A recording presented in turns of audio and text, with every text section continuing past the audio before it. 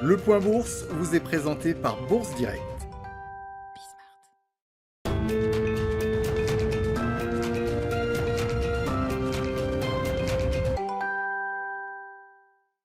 Bonjour à tous, la tendance est en légère baisse ce matin à la Bourse de Paris. La séance du jour qui sera principalement tournée vers les États-Unis avec d'abord la publication de l'inflation pour le mois de juin dans le pays, mais aussi les premières publications des grandes banques américaines.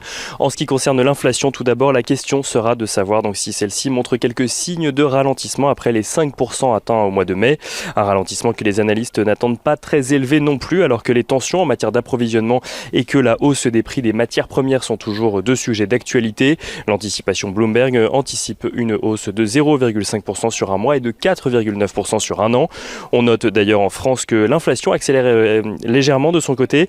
L'indice des prix à la consommation augmente de 0,1% sur un mois après 0,3% au mois de mai.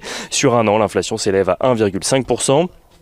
Côté résultats d'entreprise, JP Morgan Chase et Goldman Sachs publieront aujourd'hui leurs résultats du second trimestre, des résultats attendus en forte hausse, voire même doublés sur un an, après un premier trimestre déjà très bon. En tout cas, c'est ce qu'attendent les données définitives. Du côté des valeurs à suivre rapidement aujourd'hui pour les investisseurs parisiens, on note que Nokia revoit à la hausse ses prévisions de résultats pour 2021.